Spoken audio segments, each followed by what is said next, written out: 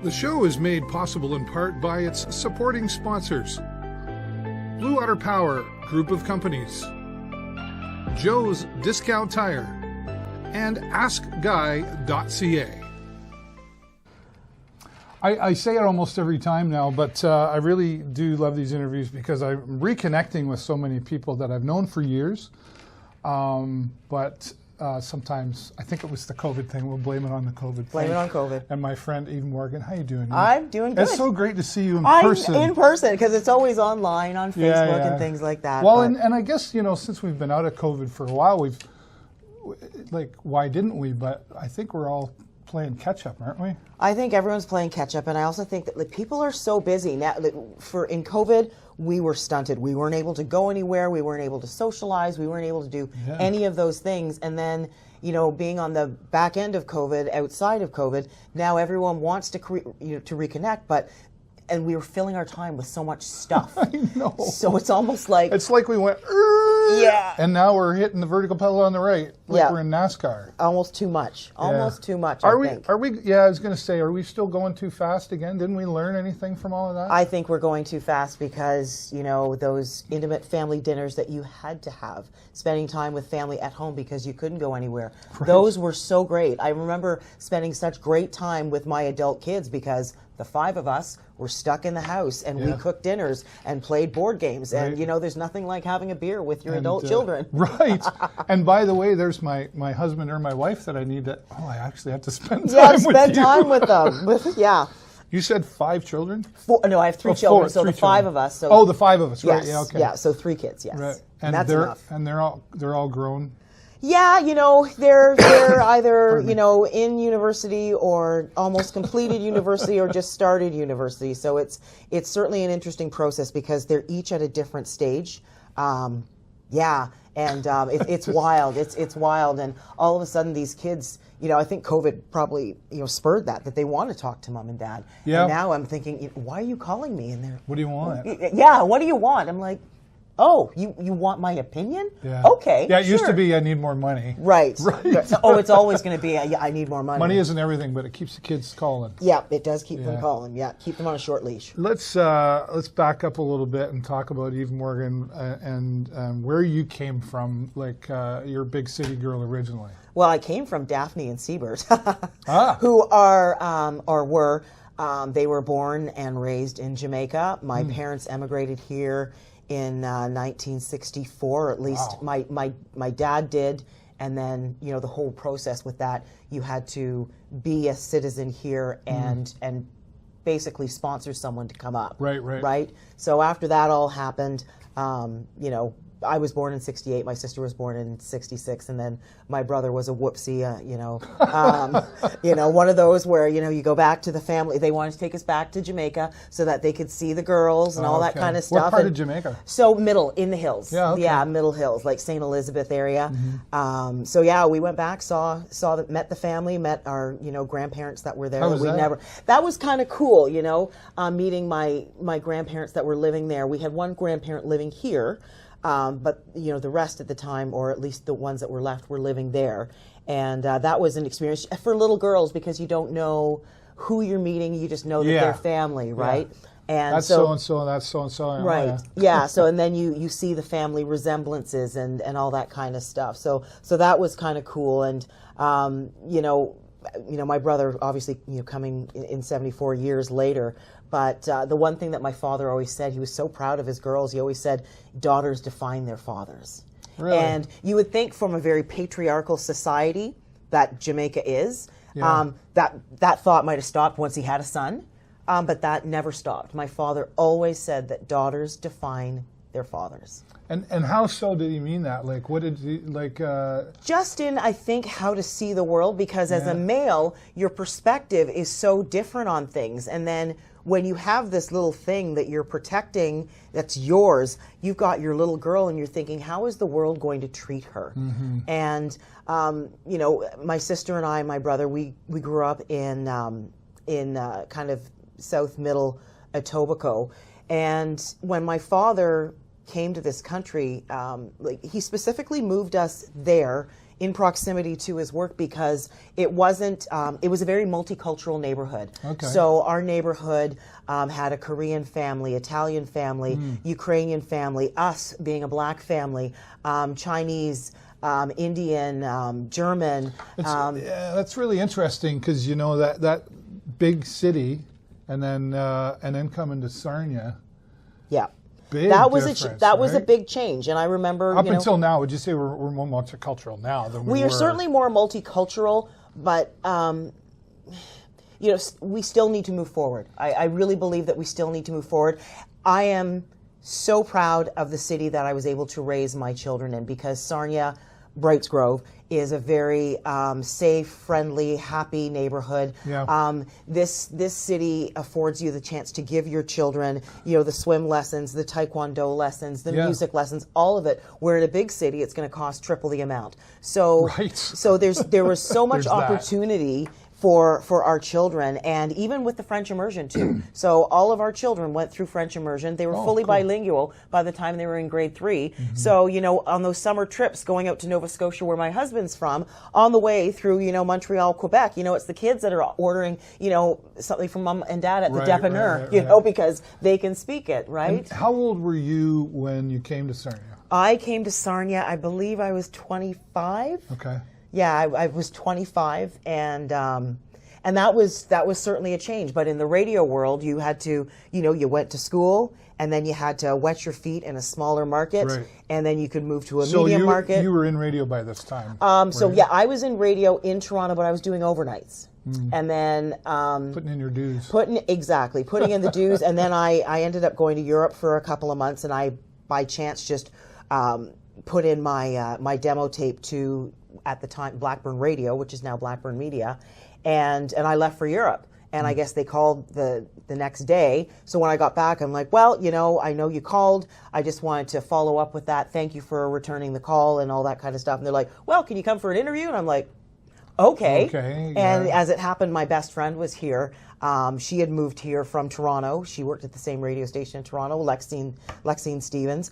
And within 10 days, I was living in Sarnia. Wow. Yeah. Let's back up a little bit with that, because I want you brought the multicultural, you know, in Etobicoke, and then coming to Sarnia.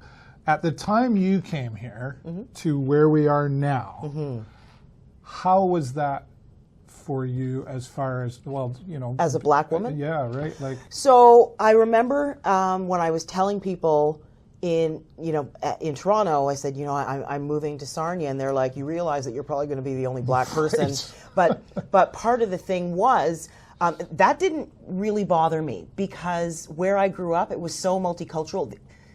Maybe it sounds bad, but the only black people that I knew were my family, like extended family. Sure. And the school, from the primary school to the middle school to the high school, most of the time it was just my sister and myself being the black kids, other than Chinese or Asian, Indian. But it wasn't until high school that there were two brothers that were of color, black, in the high school. So it's not something that we really missed out on or knew that was missing, because it was just so multicultural. Sure, there were instances in school, assumptions and this and that.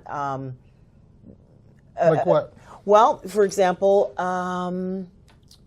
one teacher assumed that my sister, the reason why she wasn't doing well in school was because, she's fresh from the islands. It takes them a while to catch up. Meanwhile, my sister and I and brother were born and raised here. Right. And my mother, who was the biggest advocate for education, was just horrified at this. And my mother was always on the side of the teacher, but she's like, this is wrong. Yeah. So she went in and spoke to the principal and said, I'm not sure where this teacher is coming from, but both my girls were born and raised here. They've gone through the school system from junior kindergarten up to now. So what do you think that's all about? So from that point in that school year to the rest of the school year, the principal was marking all of my sister's work. And how do a student go from failing to 85 and 90%? Yeah. So obviously that was a situation where there was racism, assumed assumed lack of intelligence because of the color of someone's skin. Right.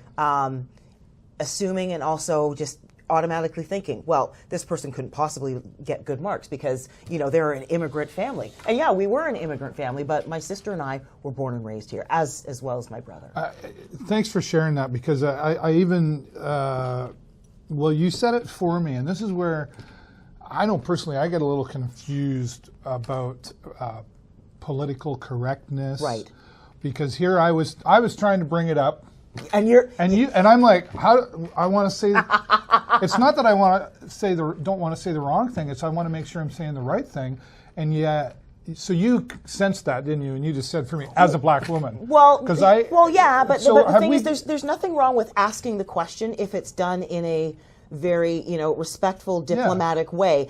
You can say, how do you term yourself? Right. What is the terminology? Because I want to make sure that I'm educated and understand and get it right the next time, so I don't have to ask. If I refer to you as a black woman, sorry, that's yes, where you're at with I am a black woman who has born and raised in Canada, who has an interesting genealogy.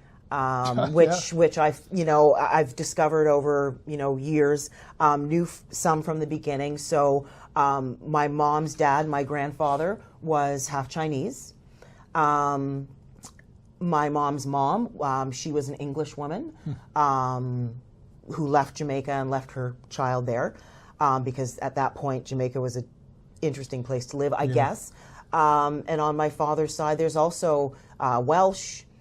And recently found out that the big part of the Jewish community in Jamaica, but that's part of my family too. It is running through my veins. Interesting. And there's things that you think, that's why. So yeah, my bloodlines are very, very mixed. And if you look at my children, they are like the little rainbow. Yes, I'm married to a white Nova Scotian man. Right. So my children, I just call them all biracial. But our oldest, she is what I would call in my mind like the true, like it looks like a mix of her dad and I when it comes to her skin tone. So kind of halfway between him and I, but she looks so much like her dad. But then again, there is that stereotype that because she looks darker or has darker complected skin compared to her father, that she looks like me, and she looks nothing like me. She looks like her father. Yeah. And people always said, oh, Morgan looks so much like you. I'm like, no, she doesn't. She looks like her father. She's got the slope of his nose, the chub of his cheeks, his forehead, his this, his that. The only thing that all three kids got was my father's chin. Right. And then, our middle son, probably looks Mediterranean. He has green eyes and medium brown hair, and people, would assume that he's not mine. In fact, they did assume he was not mine. Like, Funny story was I was walking through Walmart with him. Should I even say the name? Anyways, I was walking through a store with him in his pram, in his right. And he was an infant. He was a newborn, and all of a sudden I heard like bang, bang, bang. At like the sound of metal, so closing doors, and I'm wondering, oh my gosh, what's going on? And then I see a salesperson and security coming towards me, and I'm like, what's going on there? And I get, ma'am, where did you get that baby? I'm like, what? Pardon? Where did you get that baby? So you also have to understand that when my son was born, he had ice blue eyes, right. light, wispy Caucasian hair, right. white skin. And so he tans really well. He gets he gets pale in the winter, but he tans really well. So I'm like, what are they talking? Ma'am, where did you get that baby? I'm like, wow. This is my son. Why do you ask? Well, that's a white baby, ma'am. And they were reaching to grab my baby. I'm like, don't touch my child. And wow. Lesson learned from that. And it did happen to Peter too, where someone said, where did you get that little girl? With Morgan, with our oldest. Mm-hmm. And so from that point, as a safety thing for us, both Peter and I carry a picture in our wallet of our family of 5, because our daughter, our youngest daughter, Perrin, she is paler than our son. She has wavy dark hair, pale skin, black eyebrows. Someone would say that she looks, is this wrong terminology, that she looks like a Jewish American princess? Because she absolutely does. And if you see like the rainbow of our children, so there have been a lot of assumptions, but the same thing happened to Peter, where we always carry a picture of the 5 of us in our wallet. It's interesting there's 2 sides to that, I guess, in the sense your side, the defensive parent, was rightfully so, anybody would. But then there's the other side. Could you look at it as like, well, at least they're looking out for safety of a child. Absolutely. Right? Rather than just I didn't panic or anything. Just when you have someone grabbing it, trying to grab at your child, and then, upsetting the child, and I'm like, okay, I need to calm my son down, and I need to calm myself down. I was going to say, and I'm you like, need so to not I get your literally back up, had to, I had to whip it out and nurse him. Yeah. And then they're looking like, oh, he wouldn't nurse from someone who's not his mother. Right. And they're like, you're free to go, ma'am. After I have my whole breast out in the store with my son, and I'm just like, wow. Yeah. Wow. So there's a story of the week, folks, right there. And you can't hide them. No, right? It's interesting because, like I've never had that experience. I would never have had that experience for obvious reasons, and. I always was told like my son or my daughter. Well, my son's a taller than me, mini. Right. My daughter, I would say, oh, looks like their mother, or her mother, and then some would say, oh no, she looks like you. So it's different perspectives, but that's a completely different type of perspective to what you're sharing with us, and I have seen though with friends. That was years ago, though, right? That was years ago, but I've also, because like with the whole. Like the way some black males are treated in the U.S., where it's all kind of bubbled up. I have seen, is it an evolution that I want to say? So our own friends who in a very positive way, but are more protective, and their eyes have been opened about what my children face, right? So there's an understanding there and a protective nature there, which I love that my friends who are my family, because we don't have blood family here. My friends are my family, and they look out for me, for our children, like for our whole family. And I have built a great circle of friends. That's I'm very, very lucky. That. When did, let's talk about, I don't know, is he your better half? Or are you the better half? Oh no, I'm the better half. I just dress him up cute. Right. So. You and Peter met. How old were you when you met? So we were considered. Or when did you meet? Well, we met the second day of me working here. So I would have been, I guess 25. Well, 25. He was 29. No, wait. Oh wait, no, he's 9 years older than me. So 30. He's the old man. Yeah, he's the old man. So he was 34, and we got married when I was 30, and he was 39, and then proceeded. We're thinking, why are we waiting to have children? I'm 30, you're almost 40. Yeah, clock's ticking, and getting pregnant. Obviously a gift, a blessing. But at that time, I was a young thing of 30, and I was called a geriatric mom. Because I'm having my first child at just after 30. Yeah, well. And I'm thinking to myself, well, I call it smart, because your 20s are your time to play, in my books. Yeah. And then your 30, you find the person that you're going to spend the rest of your life with, your love, and then you go through that whole having what babies was Peter things. doing at the time when you guys got married? Peter was actually, when we got married, he was working as a journalist. We actually met here at the radio station. So he had a career. Yeah. So he's a journalist, and he was working here when we met. He started working in Windsor maybe 2 years after we met. So you were in a good place to have children. Absolutely. Because I've heard it said, Steve Harvey actually, I think, said, women have a biological clock and men have a financial clock.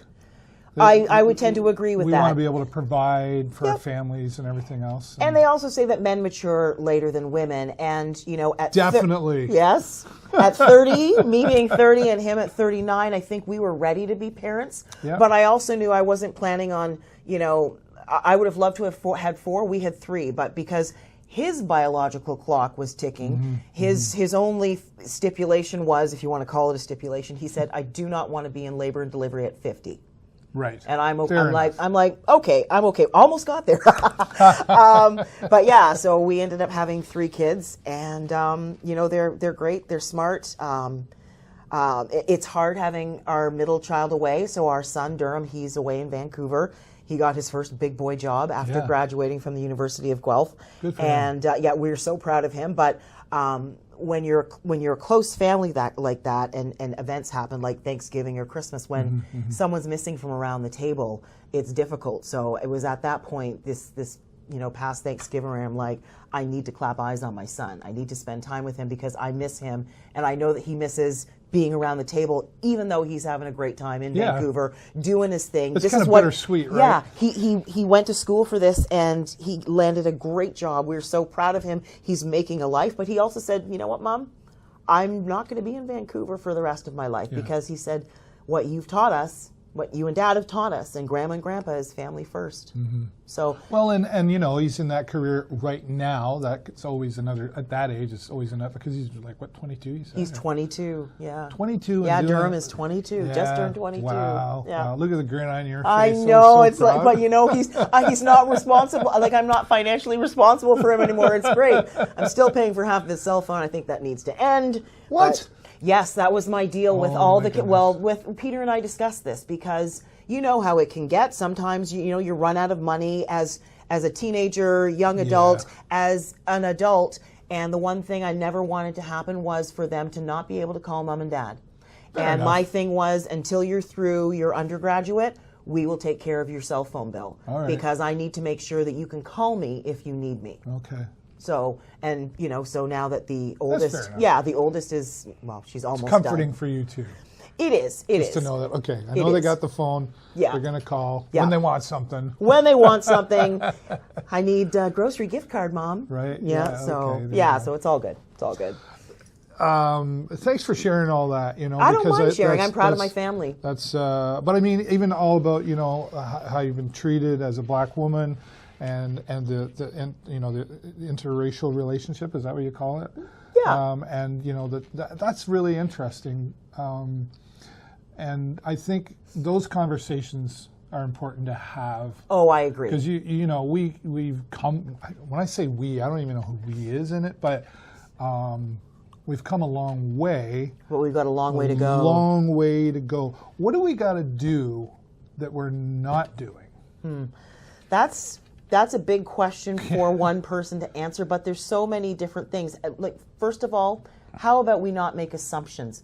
There have been times in my life, like working in Toronto, one of the things I worked at was I was a candy striper, and I did that for years because I wanted to volunteer, and I had thought that I wanted to be a nurse. So being a candy striper, you're bringing people's meals in, and you know, the thing is, you knock on the door and you call out the person's name, and I remember this woman was very surprised. She's like, "Oh, you speak so well. You know, where are your people from?" And I said, "From Etobicoke." And, you know, Right.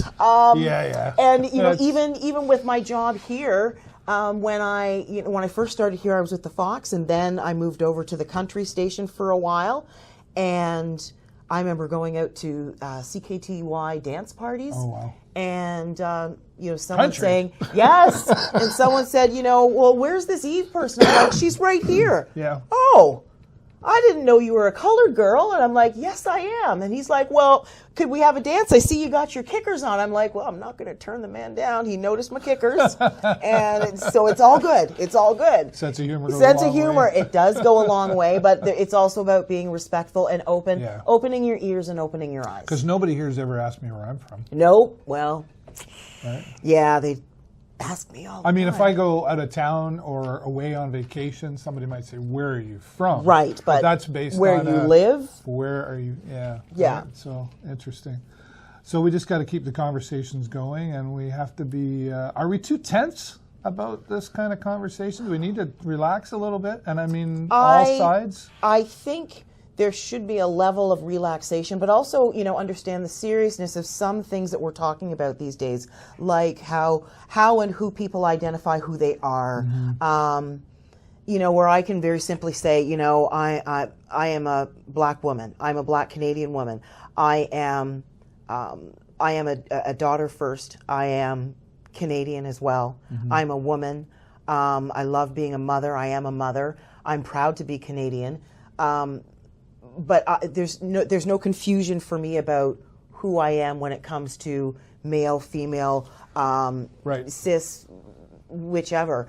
And all I can say about that is that there's nothing wrong with asking a question in a very respectful way and premising it because saying, I don't know, or I'm unsure. Can you help me understand how you would like to be addressed? Yeah. There's nothing wrong. And if the person does have a problem with that, then the problem is with them. Because if you're asking out of the love of your heart and just because you want to know, to make sure that you don't make that error with someone else, or that the next time you see that person, you want to make sure that you address them correctly. If that's where your heart is, that's good. If they don't understand that, we still have to have that conversation and kind of hit it home. That's a great way to put it. So then is it the golden rule, treat others the way you want to be treated, or is it treat others the way they want to be treated?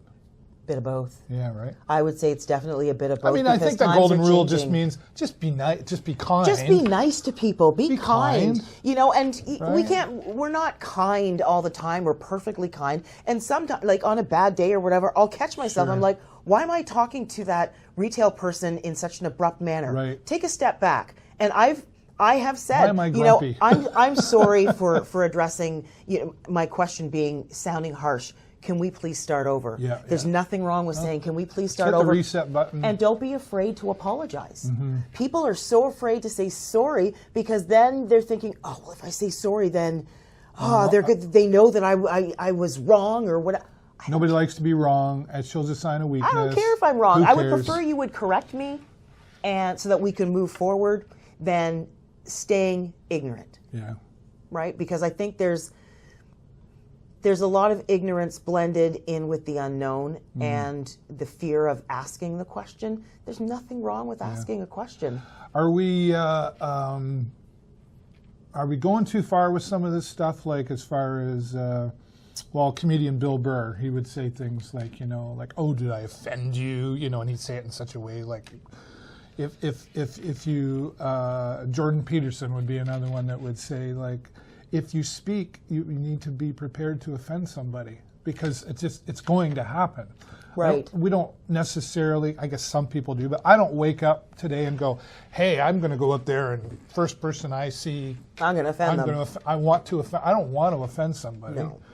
Some people maybe are like that, right. but have we gone too far with some of this stuff? I don't know if it's that we've gone too far. I think it's that people have lost their sense of humor. There we go, sense of humor. I think that we've also learned, or maybe we haven't learned, it's about trying to be respectful as much as possible. And it is not our place to question how someone identifies themselves. It's our place to say, okay, yeah, this is how I'm going to identify you because you've asked me to, whether I believe it or not. It honestly, what bearing does it have on my life how you want to be identified? As long as it doesn't affect me. As long as it doesn't affect me. Boat, right? What bearing on my, like, is it going to make me upset or sad or whatever because you want to be called this or that, a goldfish or an apple? I don't care as long as you're happy. Yeah. So it's kind of hard to say, have we gone too far or have we not gone far enough? Well, right. I know that's a tough question, and I appreciate you. It's one thing I knew about coming into this interview. I'd be like, because I always say to my guests before, is there anything you don't want to talk about? And he was just like, let's just rock it. Let's just go. Yes. And if there's something you don't want to go, I'll skip over it. Right? But this is important because these conversations are just important to have, period, just to have an understanding. I know for me, because I've had these conversations with many different people in our community on an interview or privately, and I'm getting a little more relaxed each time because I've always felt tense about black woman. Is that right? Is that what I'm the right way? And you know, so I'm feeling more relaxed about it, but I'm more aware too because of the conversation. I think at the end of the day, like really, just you know, I know it sounds cliche, but we need more awareness on this, and this, right? Well, I saw something online, and you know, it's not like the way that you're going to introduce me to a friend. Hi, this is my black friend Eve. Right? So it's about how you perceive someone to be in your head, because I saw this thing online with this little girl who did the best out of the race, and she invited her teammates up on the podium with her. And the headline was, "That black girl's parents taught her well." How about changing that headline to, "The little girl that won the race was taught well by parents"? Right. So why did they even though she was the only black girl on the team, why did they have to focus on the fact that she's a little black girl as opposed to the little girl that won the race? Yeah. Right? And you know, so it's, in some instances I get it, but in others I'm just kind of like, why are you identifying me by the color of my skin? Yeah. And it's not by my race, because I think that's BS. I'm not a different race than you. No. Like, look in genetics, look in history, but all these people, the way that they term things, oh, that person's race and that person's race, black race, Chinese race. No, you are genetically or culturally Chinese or black from the Caribbean. We are not of a different race. So get that straight. That irritates the crap out of me. It just does. Because I'm like, I am not it's generational too, right? Because if I'm a different race than my white husband, then what are my children? Right. What race are they? Aliens? Some days. They're a fun race. Yeah, there we go. If they're in your family, I bet you they're a fun race. Yeah, and you know what? We have had a lot of fun as a family. I think that was the most important thing, and because I wanted to, you know, get out there, and I was always taught to give back to your community. Mm-hmm. I want to talk about that with you. Yeah, so giving back to the community, you know, I don't have a lot of money. I don't pretend to have a lot of money, but my parents always said, give back in the way that you can, and I knew that by giving my time, that would work out well for me. And I also dragged my kids along as soon as they were old enough. So they were voluntold. But that was just part of our life. Mommy helps this charity, so I'm going to help them too. So my kids were volunteering from the time they were 3 years old. Yeah, I've seen them at events that I've been involved with. Yeah, you know, when our oldest, left high school, I think she had something like, 600 volunteer hours as opposed to... Do they appreciate it more now than, obviously, I mean, when you're a kid, you're like, really, Mom? Yeah, you know what, for scholarships and stuff, and do the kids appreciate it more?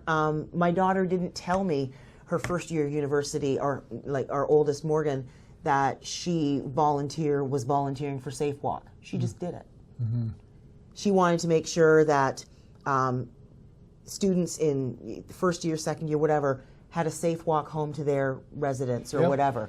And she didn't come home and say, "Oh yeah, Mom, I'm doing." She just did it. She just did it. It's part of what you're supposed to do. And my son did the same thing. He was also part of Safe Walk, because he's like, "Mom, I'm a guy, and if there's a party on campus and there's some people who are drunk and they need help getting home, I would much prefer to help them get home as opposed to hearing the next day that someone was assaulted, right? Because they were too drunk to say no, right?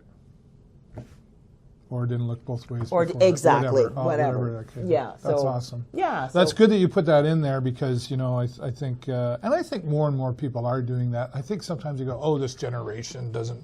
You know what? When Elvis Presley came out, they were talking about, "Oh, that generation, these kids today." Every generation says that, right? I just think that's cool that you put that in there, because you're so very community oriented. You have been. Let's talk about that more. From I think Alzheimer's Society to different, like multiple, like. Yeah, well, I started volunteering when I was 11 as a candy striper, right? Yeah. Just because it was a way for me to grow and learn, because I'd always thought that I wanted to be a nurse, and then being in that situation for years, and I saw, nope, don't want to do that. Yeah. As much as I want to help, don't want to do that. But it never, my desire to volunteer and give of my time never ever ended. I don't think it ever will ended, but yeah, it's evolved so much. When I was off during COVID for a period of 8 months, I got certified as an event planner because I thought to myself, well, I'm doing this anyways. You know, I was always going, what, you mean you weren't? Right. It's like my side hustle, you know, as much as I have my 9 to 5, my career in radio, that desire to help people just doesn't stop. In fact, it's more so because of what my eyes are open to, seeing, you know, the charities that need help. In radio or media, right. However you want to call it, you're exposed to so much a more. lot of conversations and the need, and stuff. the need, right? Yeah. And so volunteering is just, it's a big part of my life. And when I started with volunteering for the Alzheimer's Society, that was on the board. And because I wanted to help, because my mother had a form of dementia. That was personal. And where they might not, you know, where research might not have been able to help her because of where she was at. I knew that, you know, raising funds and being part of that and being part of that voice, being her voice, could help. Yeah. Right? I can appreciate that. My dad is, you know, he had dementia as well. And it's a hard thing to go through. It's tough on them, but it's really tough on the families. And, it is. And, you know, watching, it's a very slow, well, hers was a very slow, painful, well, not painful for her body, but just painful for us to watch. But I miss her every day. She died earlier this year, January the 28th. Yeah. And when she was diagnosed, like hers was very early onset. She was diagnosed at the age that I am right now, 55. Wow. So hers was early onset dementia. She was diagnosed, we got the call on my first Mother's Day. So my baby, my first baby, and you know when the neurosurgeon calls or neurologist calls you on the weekend that it's pretty dire. Yeah. And they said, she had, Happy Mother's Day. She has early onset dementia, profound dementia. And so she struggled with it for 23 years, 24 years, right? So, and that's interesting because a lot of people will say, "Oh, Alzheimer's, it must be old," you know, like 70 plus, and and it's actually that's kind of a myth, right? It is a myth. It is a myth because there's many forms of dementia. What science is finding out, Alzheimer's disease is a specific one. So she did not have Alzheimer's disease because with Alzheimer's patients, usually that span from when they're diagnosed to when they pass away is around 12 years. Right, up to 12 years, and she was at 22, right? Yeah. So, that desire came from, to help there, came from that. And then you've helped many. List some of the other ones that you've been involved so with. I was on the board for the Sexual Assault Survivors Center, and one of the first Dancing with the Stars that I did was for the you got to bring that up. Well, no, let's not bring that up. But the year that she made me do it. Yes, Dave did dance. I'm not sure I've ever forgiven you. Well, but you did so well. You did so well, and you know I'm really proud that I was able to bring that to the city. Of course. That was COVID. Amazing. And honestly, like I'm jesting, of course. Right. I was frustrated. There was a part I was because it's something you didn't know about. I was ready to, I remember going to my partner saying, I'm not sure. I'm going to let Eve down as an entertainer. I'm going to let I was just all this anxiety. And then she pushed me, and you pushed me, and then I come to find out that day I was actually doing platinum steps that I didn't even know that they were platinum steps. Anyway, that was a great experience. Yeah, and you know what? COVID kind of put the kibosh on it and stuff, but you know, there's other things that I've volunteered for, as I said, so Sexual Assault Survivors Center. And one of the things that I love to do is my church does the soup kitchen once a month. We do that as a family, as a church. We do that as well, and even so, there's Lambton County Developmental Services, the Fusion event. I MC that. Right. I'm on the committee for that. I'm going to be there this year. It's going to be lots of fun. You know, I've never been to it. Oh, wow. Okay. And I had to bribe Fabian Jagu to give me tickets. Oh, to get some tickets. Well, and it's funny because you think to yourself, there's all these great events. Sarnia has some great events, more so than like the bigger cities. But there's things that I haven't been to, like Men Who Cook. never been to that. Yeah, see, I've been to that one. Right, and it's like, and you know, I love going to the hospice gala. That's always nice. We're not going this year. We don't. There's have tickets. Another one I haven't been to. Oh, and it is a fabulous event, and you know, just that's a treat for us to go out and do. Yeah. But there's one thing I can say is, you know, volunteering. You don't have to give, you know, 30 hours of your time every month. No, it can be something as simple as 1 hour. It can be slight. It can be 1 hour a month where you're just helping something out, but you're doing something because it means the world to the charity, right? Because there's not enough people to volunteer. No. So that's great that you do that, and it certainly hasn't gone unnoticed in this community that you do that. Well, it's sweet, and I know there's a lot of reasons that you do it, and that's great. But you're right. There's not enough time to go to all these events. I know I get asked. I'm sure you do too. Like, oh, are you going to this? Nope. I wasn't. Oh, that one. I didn't even know it was this weekend. And or life whatever. gets busy. You it know, does, your regular schedule, like, you know, things will kind of taper off from, you know, December to May, but then, you know, come summertime, you know, I've got my market, the Brights Grove Market, which has grown. Yeah, right. It'll be its 5th year this summer. That's and great. In our first year, we had 11 dedicated vendors, and those 11 vendors are still with us. We've grown from 11 vendors to 30 vendors, and someone out there, so whoever you are, thank you very much for nominating us for Best Little Farmers Market in the area. So I guess it's with Sarnia Votes or something like that. Like that. Yeah, but someone Sarnia out there Community nominated our market. So whoever did, thank you very much for doing that. So we've got the Christmas or the Brights Grove Market that happens every summer because it's an outdoor market. Yeah. Let's shift gears now. We haven't talked about it yet, but radio. Boy, you've been doing that for many years now. 25 years? Longer than that because I started in Toronto. I was doing overnights in Toronto at 97.3 and in Toronto. And then the opportunity came here because my best friend was already here. We'd worked together in Toronto. And she said, there's a job in radio here. Send in your demo. So I did, and then I left for a trip and came back and called them. And within 10 days of that call, just following up saying, you know, I know you called me back, but I was out of the country.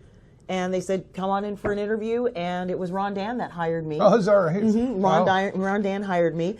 And within 10 days, I moved to Sarnia. And, you know, that in itself was an experience, you know, because I was going from a very multicultural city of Toronto to a not so multicultural city. But it was fine. Not at all. But it was fine. You know, I think one of the things that my parents have always taught us did teach us was, you know, you got to have tough skin, but make sure it's soft enough to welcome people.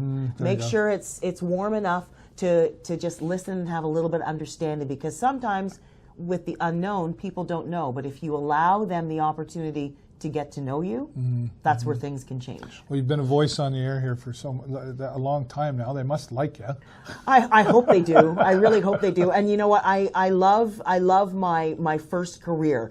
My second career is the event planning. The event planning and promotions for charity, because, well, I would say that 95% of what I do with the event planning is for charity. You can't do everything for free, and I think people need to understand that, because I am giving my time, like, to bring something to Brights Grove or to bring something to the city, and with the help of my husband and this and that. Yeah, absolutely.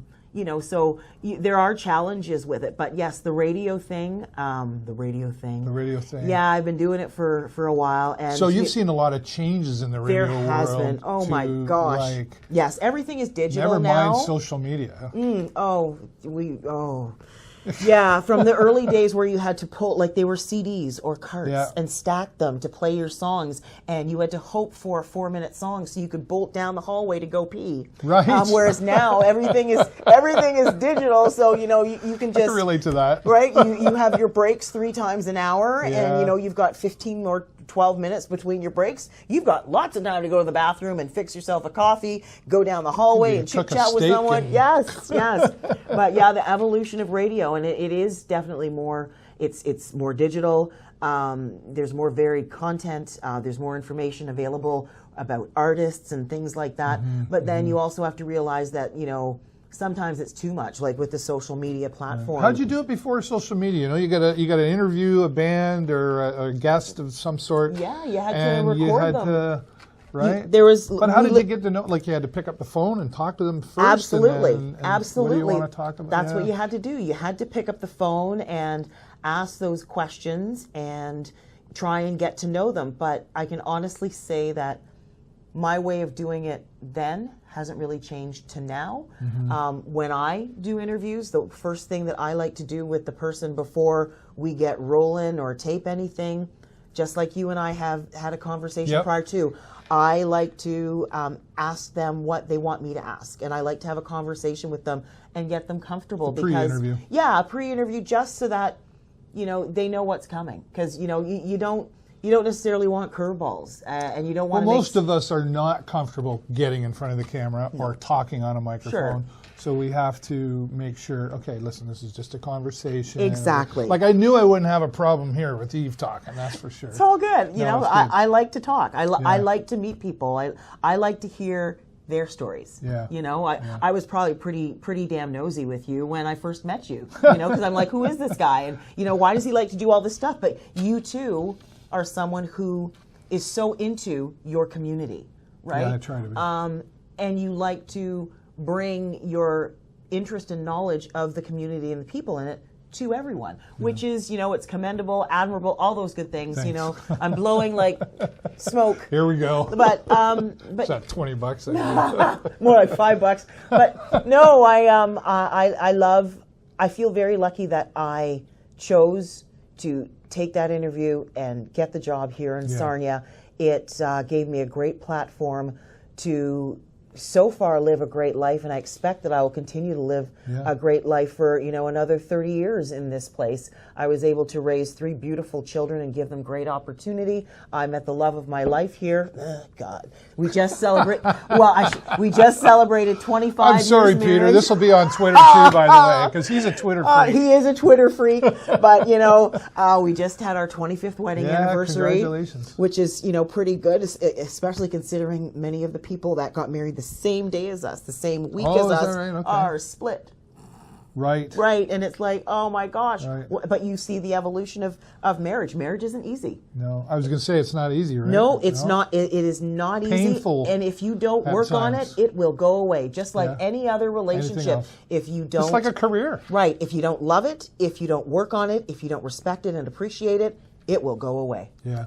And people just figure, oh, well, we're married. Well, they're there forever. No, they're not. No, it's effort all the time. It is effort all the time. And some of us take longer to figure that out. But that's okay. Hey, you know what? I'm a second wife. He might be my first husband. I figure, when he croaks at 90, I'll find myself a nice young thing of 70 or so. But no, like, he got it right the second time around, I would have to say, Peter. So, good job, Peter. Good for you. But sometimes you meet that person in your 20s, and sometimes you meet them in your 40s or 50s or 60s. Yeah. But when you know. Can you recall? I'm always curious of people in radio, because you get to interview lots of types of people. Is there an interview, whether it was somebody or famous or not, that really you remember, like, I'll never forget the interview with? That's a tough one, because I've interviewed a couple of people. One was Elvis Stoico. When he came to town, and we had him in the studio, and nice guy. Carrie and I were giggling and stuff, and we got pictures with Elvis, and then we aired the interview. But he was such a personable, at that point, young man. Yeah. So it was really nice to talk to him. Another person that I interviewed that was kind of like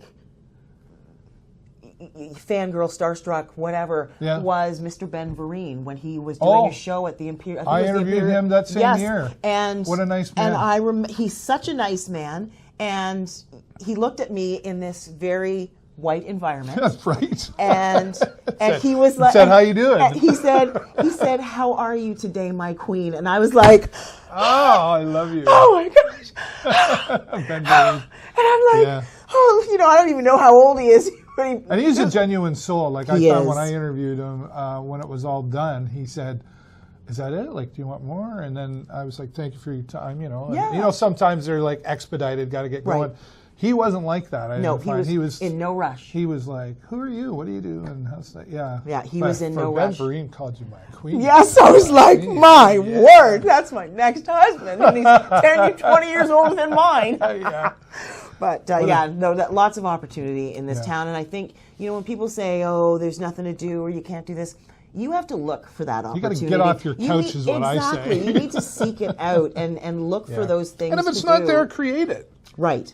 Or at least talk to people, go, you know, maybe I think a lot of people, would you agree, they feel like they want to do something, but they don't feel like they have anything to offer. Right. When they really do. The one thing you mentioned earlier is just time. Exactly. So I don't know what I can do. Like, can I sweep a floor?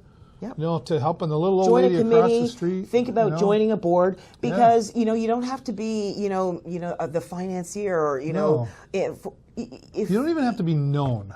No. I think some people go, No. I wouldn't have any impact. You don't Yes, need you to would. be known. You really don't. And you know what? If it's not something that you want to do to volunteer, how about doing something like theater? Stepping into an arena that you're unfamiliar with, that you've always had a desire for, because that in itself is giving back to the community. Yeah. Because you're giving a piece of you where people are going to see you doing something outside of your box. Yeah. Which is kind of cool. That's cool. Yeah. You've had a great impact on this community. You've had a great impact on your family. You've had a great impact on Peter. So, like, you've really done a lot. So here's the question. What's next for Eve Morton? What's next for me? Well, I'm going to take a breather. Yeah. Peter and I are going to go on our 30th anniversary Awesome. wedding trip. Where are you going? We are taking a 10-day cruise out of New York. Awesome. Yes, to celebrate our 25th wedding anniversary. So That's we're both really excited about that. And then we come back, and throughout this whole, since the market ended, the summer market ended, I've been planning the Sarnia Christmas market. Right. So this will be the fourth or fifth year. Yeah. And so it is December 15th and 16th. It's 60 vendors. It is. We've got my brother's band is coming from Toronto to play both Friday night and Saturday night. So there'll be live entertainment. He does blues and jazz standards and things like that. So it's great music. He's actually played a couple of times in Sarnia, so he's coming back and playing. But we've got 60 vendors, including beer, wine, cider. So yes, we've got Bayfield Berry Farm, we've got Alton Farms Estate Winery, we've got a brewery on there as well, and a spirits place, plus all of the vendors as well. From baking to clothing to candles everything to Christmas. Everything. So we've got everything Christmas, great for gifts and just great for a night out that's not going to cost you an arm and a leg. Sounds really good. Yeah. And I bet you she's got some more things planned that she's not telling me yet. But there is. We'll get to that. We'll get to that. The little birdie will tell you sometime soon. That's right. Very soon. Yeah, sometime soon I will tell you. Eve, I just love talking love with you. You're amazing. I could do this once a week. I we appreciate it. Maybe we should start our own podcast. Oh, we could. Radio might fire Eve you. and Dave, not Dave and Eve. Fine. I thought it always started with the letter of the alphabet. It could, but ladies first. But I would never argue with you. She might make me do Dancing with the Stars again. I might. No, not doing it.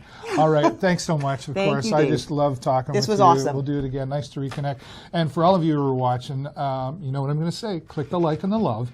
But click the share button. It's the most important button you can share to share Eve's story and everyone that I talk to here on the show. But for now, that's all the time I got for you this week. Have a great week and an even better weekend. We'll see you next time right here on the show.